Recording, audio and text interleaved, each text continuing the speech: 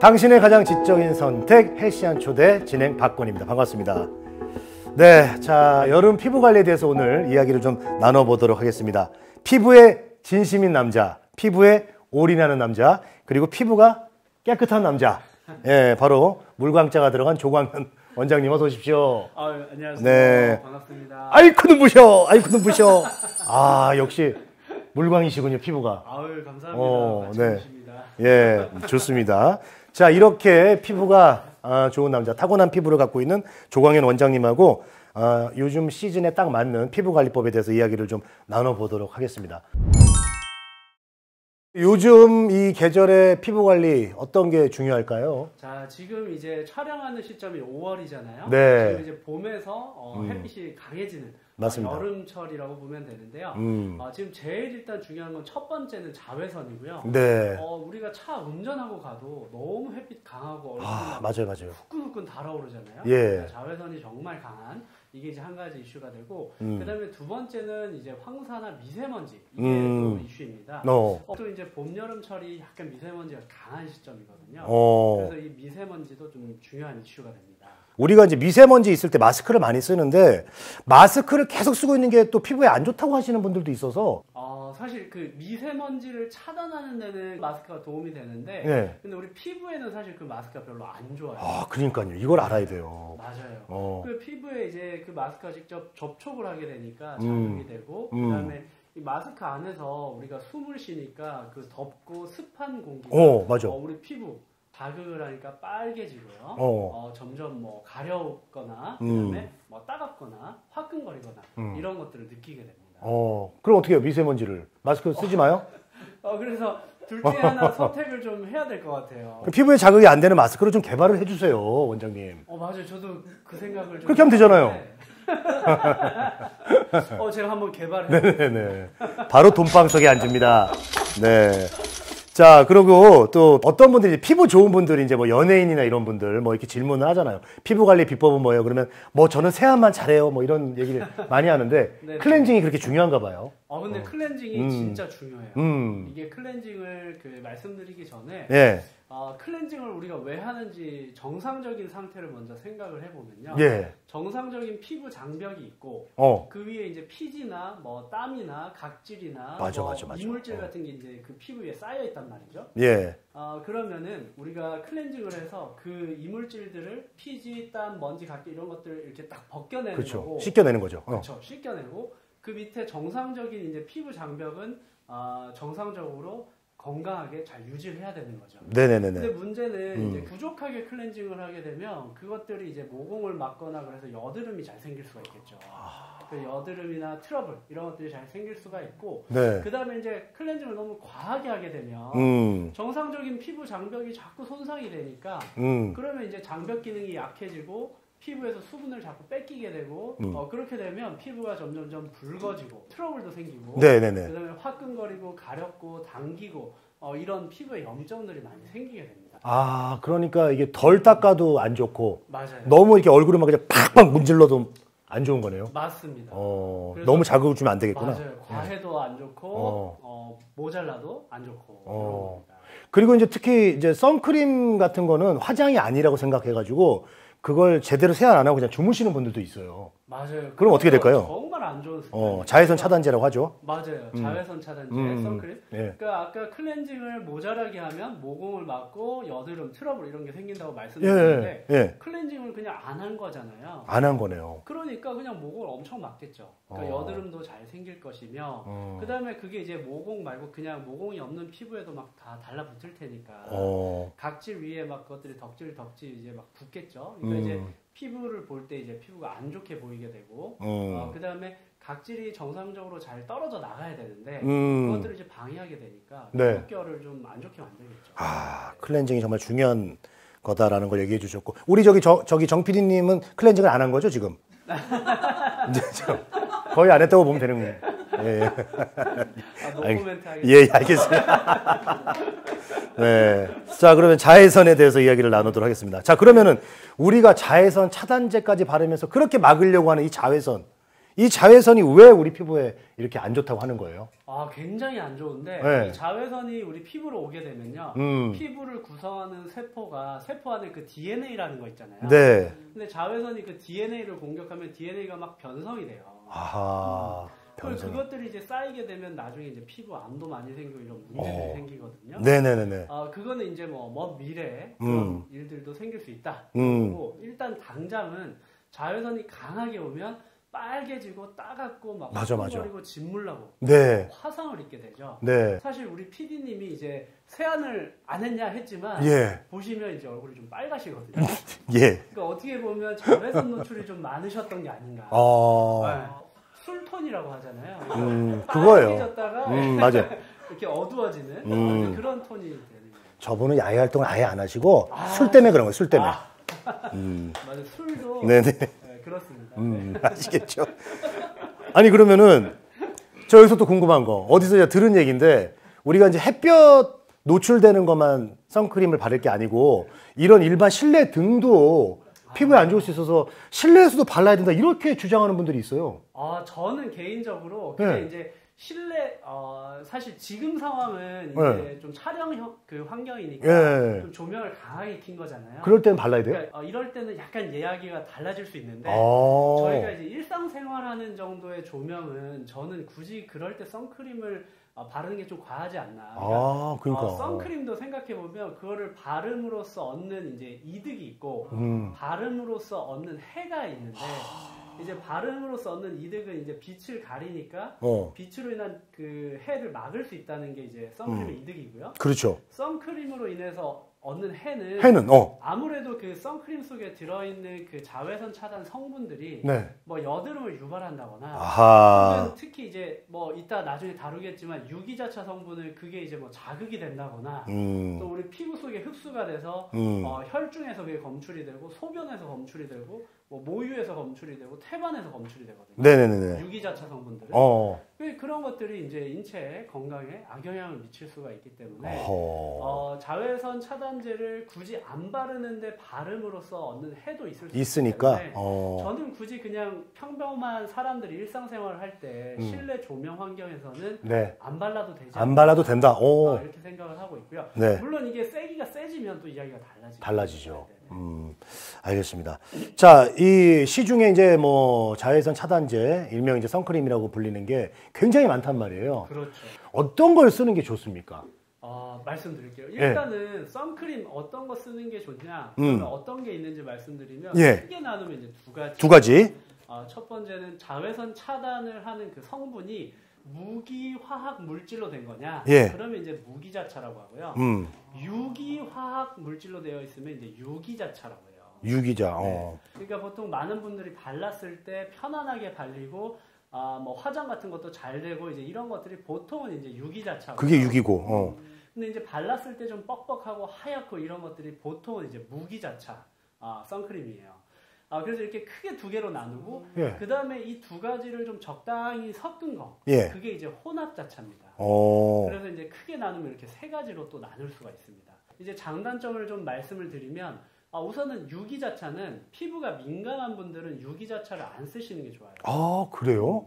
왜냐하면 이제 유기자차에 들어가는 그 유기화합물이 걔가 이제 피부를 자극하고 피부에서 염증을 유발하고 이럴 수가 있고 그 다음에 걔가 이제 자외선이 우리 피부에 올 때 그 유기화합물이 이제 빛이랑 반응을 하면서 자외선을 차단하는 건데 그러면 이제 화학물질이 또 화학 반응 후에 변하게 돼요.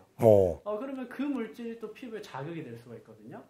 그래서 접촉 피부염, 뭐 광독성, 뭐 이런 여러 가지 이제 문제가 생길 수가 있기 때문에 피부가 민감한 분들은 이런 유기자차를 쓰지 않는 것이 좋다. 또 말씀드릴게요. 제가 아까 이제 유기자차 성분이 피 속에서 검출이 된다고 말씀드렸는데 이게 사실 조금 진짜 문제가 될 수가 있어요. 그래서 성분은 임산부 소변에서 이 유기자차 성분의 농도가 높게 나올수록 그 임산부에서 나온 아기 중에 헐시스프롱 디지즈라고 해서 이제 장에 신경이 제대로 형성이 안 되는 병이 있는데 이 헐시스프롱 디지즈의 발병률이 올라가는 다는 연구 결과가 있습니다.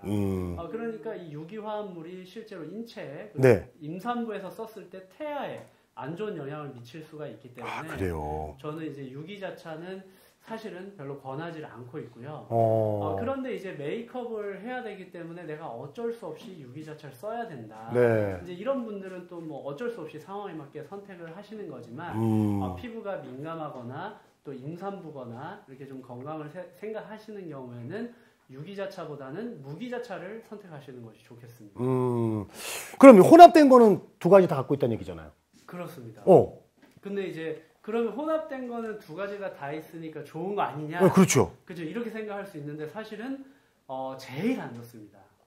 그래요? 그러니까 제일 안 좋아요? 건강 측면에서는 제일 안 좋고요. 그러니까 이제 발림성 면에서나 자외선 차단 능력 면에서는 이제 좋을 수도 있어요. 제가 이제 빠뜨렸는데 네. 유기자차 같은 경우는 이제 또 어떤 문제가 있냐면 자외선 차단 능력이 굉장히 빨리 감소한다는 문제점이 있어요.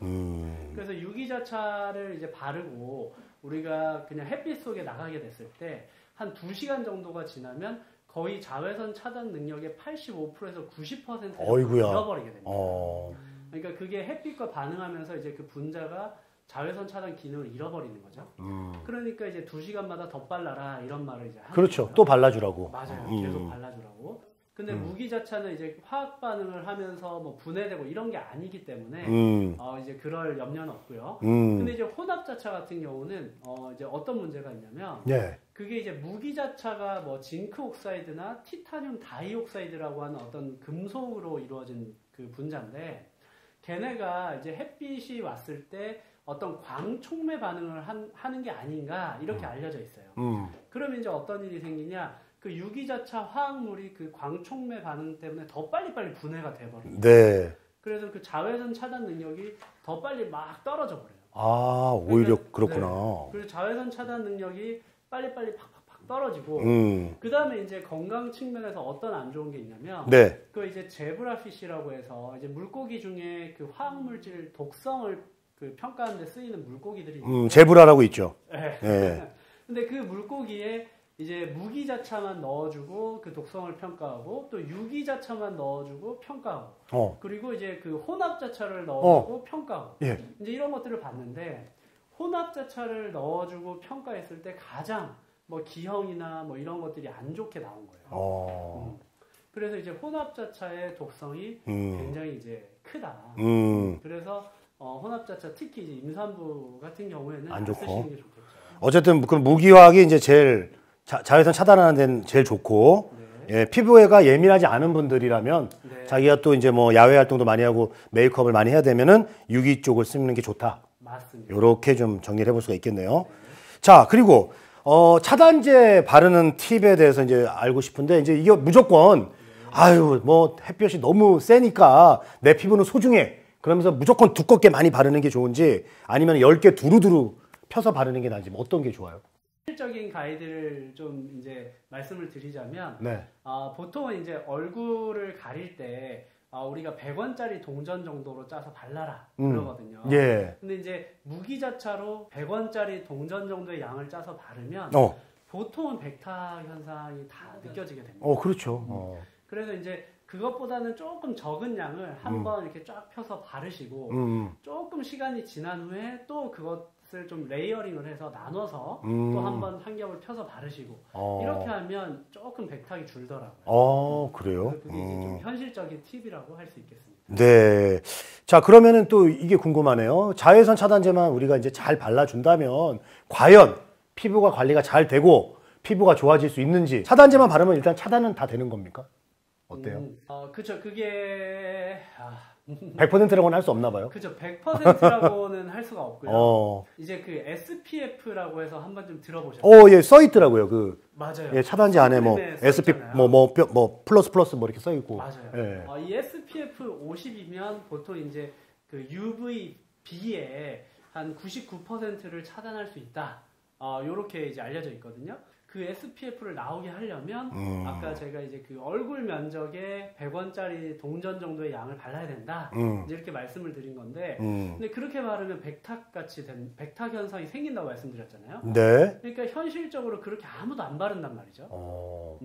그래서 그 SPF의 효과를 달성하기가 어렵습니다. 네. 그래서 현실적으로는 선크림만으로 그 자외선 차단을 충분히 하기가 어렵다.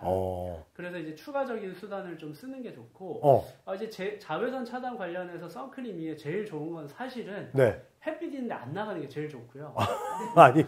아니 나가야죠. 그래도 지금 일을 해야 되는 분들이 그렇죠. 예, 일을 해야 되는데. 네, 예. 그래서 이제 나갈 때 될 수 있으면 햇빛이 강한 시간을 좀 피해서 이제 오전 10시에서 오후 한 4시 사이가 햇빛이 좀 강하거든요. 그러면 햇볕이 강한 시간에 일어나면 이제 페이가 더 세거든요. 그거 어떻게 하실 거예요? 그거 어떻게 해요? 그러면 일찍 가서 이제 아니 그러면은 선크림을 바른 상태에서 모자를 써주고 뭐 마스크 쓰고 이런 게 좀 더 도움 될까요 그러면? 그럼요. 도움이 되죠. 어떻게든 물리적으로 좀 얼굴을 가리는 게 도움이 됩니다. 뭐 우산이든 뭐 모자든 그다음에 차단 기능이 있는 마스크나 그런 것들을 쓰시면 도움이 됩니다. 좋습니다. 자 그리고 이제 여름철에 이제 피부 관리가 또 좀 궁금해요. 그 속 건조? 여름철에 좀 더 속 피부가 좀 더 건조해지나요? 네. 속건조라는 표현은 사실 제가 피부과 의사지만 네. 아직도 속건조가 뭔지 정확히 잘 모르겠어요. 그러니까 사실은 그냥 이제 건조함을 느끼는 거를 속건조라고 표현하는 게 아닌가라고 생각을 하는데 여름철에 우리가 기온이 올라가고 땀 분비가 많아지잖아요. 맞아요. 그렇게 하면 우리 체내에 있는 수분을 또 많이 뺏기는 아주 더운 날이 있을 수 있거든요. 그렇죠. 그렇게 하면 우리 이제 인체 내에 수분이 이제 떨어지게 되니까 몸 자체의 수분량이 이제 감소하고 그러면 피부도 마찬가지로 수분량이 감소하면서 건조해질 수 있는 거거든요.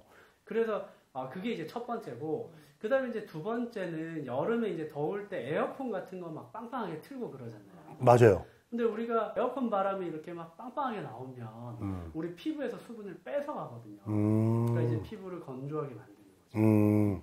땡볕에 갔다 와서 뭐 수분 크림이나 뭐 알로에 이런 걸 많이 바르라고 하던데 그거는 뭐 맞는 말이에요?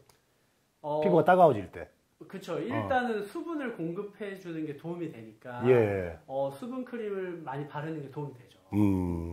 자 그리고요 남녀 피부가 좀 뭐 차이가 있어요? 남자가 더 두껍다거나 뭐 그런 차이가 있나요? 남자 피부가 일반적으로 조금 더 한 20%나 25% 정도 조금 더 두껍다고 알려져 있고요. 그다음에 이제 피지선이 조금 더 증식이 되어 있고 잘 발달이 되어 있습니다. 그리고 피지 분비가 조금 더 많은 편이고요. 그러면 좀 관리도 좀 약간 차이가 있을 수 있겠네요. 그렇죠. 그래서 피지 분비가 좀 많아지면 아무래도 모공을 막고 여드름이 생기기가 쉽기 때문에 피지 분비를 좀 줄이는 쪽에 초점을 맞춰서 관리를 하는 게 도움이 되고요. 그것은 이제 뭐 나이아신 아마이드나 우리가 뭐 레티노이드라고 부르는 그런 성분들을 사용하면 좀 얻을 수가 있겠고요. 그 다음에 여드름을 좀 예방하는, 피지를 줄이고 여드름을 예방하는 그런 쪽에 초점을 맞춰서 관리를 하면 되겠고요. 그리고 남자분들 같은 경우는 보통 이제 얼굴에 면도, 제모 때문에 매일 면도를 하는 분들 있잖아요. 맞아요. 그러면 면도를 하면서 사실 매일매일 이렇게 피부에 미세한 손상을 주게 되니까 그런 것들 이제 뭐 보습이나 보호를 잘 하는 것들이 또 도움이 되겠습니다. 날이 항상 닿거든요, 피부에. 맞아요. 얇은 피부에. 맞아요. 그것들이 사실 미세한 트라우마를 계속 만드는 거죠. 자, 그리고요, 이제 뭐 다 자기만의 피부 타입이 있잖아요. 건성, 지성, 민감성. 이렇게 좀 타입별로 어떻게 좀, 하면 어떻게 관리하는 게 제일 좋을까요? 이랑 지성은 이제 피지 분비량이 많으냐 적으냐로 나누는 거거든요. 그러니까 피지 분비가 적으면 건성, 많으면 지성. 그리고 이제 피지 분비가 많은 분들은 뭐 어떤 보습제 같은 걸 사용을 할 때 좀 가벼운 보습제 쓰는 게 좋겠죠. 안 그래도 피지가 많이 나오니까. 그리고 세안을 할 때도 이제 피지를 잘 제거해 줄 수 있는 세정력이 좀 적당하게 강한 그런 세안제를 쓰는 게 좋겠고요. 그 다음에 이제 지성인 분들은 여드름, 피지 분비가 많다 보면 아무래도 모공을 막고 여드름이 많이 생길 수 있으니까 여드름이 좀 안 생기도록 세안도 잘 하고 여드름 예방에 도움이 되는 아까 제가 레티노이드나 뭐 어떤 살리시릭 액시드 이런 거 말씀드렸는데 그런 것들을 좀 가끔 사용하시는 것도 도움이 되겠습니다. 그리고 건성 같은 경우는 예. 이제 피지 분비가 적으니까 건조한 게 문제가 될 수 있거든요. 그렇죠. 그러니까 보습을 할 때 좀 보습력이 강한, 그러니까 뭐 히알루론산이나 판테놀이나 뭐 혹은 세라마이드 이런 것들이 풍부한 보습력이 강한 제품을 쓰시는 것이 도움이 되겠고요. 그 다음에 세안을 할 때 너무 세정력이 강하면 우리 피부의 정상적인 지질까지 다 가져가 버리니까 피부가 더 건조해지거든요. 그러니까 세정력이 너무 강하지 않은 적당하면서 약간 모자란 듯한 그런 세안제를 쓰시는 게 도움이 됩니다. 다음으로 민감성 말씀하셨는데 이제 민감성은 민감성이랑 저항성 이렇게 나누거든요. 민감성은 외부에서 어떤 자극이 주어졌을 때 쉽게 피부가 빨개지거나 뭐 튀어나오거나 이렇게 트러블이 생기는 그런 피부를 이제 민감성이라고 하는데 이런 분들은 그래서 쉽게 문제가 생기기 때문에 외부 환경 변화를 줄여줘야 돼요. 그 민감하게 되는 그 트러블이 생기는 상황을 다 피해줘야 됩니다. 그런 것들이 이제 대표적으로 햇빛, 자외선, 또 화장품 중에도 이제 굉장히 세정력이 강한 클렌저들, 그리고 보습제나 이런 뭐 선크림, 이런 기초 화장품들 중에도 피부에 자극이 되는 성분들이 들어가는 경우가 많거든요. 예. 가장 대표적인 경우는 뭐 알코올이나 뭐 향료 이런 것들이 있겠고요. 예. 그 다음에 또 뭐 매운 음식, 뜨거운 뭐 온도, 그 다음에 뭐 강한 바람, 히터, 그 다음에 술, 뭐 이런 것들도 다 민감성 피부를 빨갛게 만들고 막 트러블이 튀어나오게 만들어요. 그런 것도 굉장히 안 좋고. 그 다음에 사실 메이크업도 굉장히 민감한 분들은 메이크업을 하면 네. 피부가 빨개지고 맞아요. 트러블이 자꾸 생기게. 우리 화장독이라고 또 그런 말도 하더라고요. 맞아요. 그래서 특히 이제 방송 많이 하는 분들은 그런 걸 겪으실 거예요. 저는 다행히 방송이 많지 않아서 네, 그래도 뭐 이렇게 나름 잘 관리하고 있습니다. 가끔 해주면 괜찮더라고요. 네. 오늘이 그날이야. 예. 좋습니다. 그러면은 이제 건성, 지성, 민감성 피부에 하면 안 되는 거, 나쁜 것들. 네. 네, 피할 것들. 건성 피부는 이제 건조하기 때문에 건조해지는 상황을 피하셔야 됩니다. 건조해지면 안 된다. 그렇죠. 대표적인 게 이제 히터. 맞아요. 굉장히 안 좋아요. 그 다음에 지성분들은 이제 뭐 오일 클렌저로 지운다든지 보습을 이제 오일로 한다든지 이런 것들 피하시고 그 다음에 민감성 피부.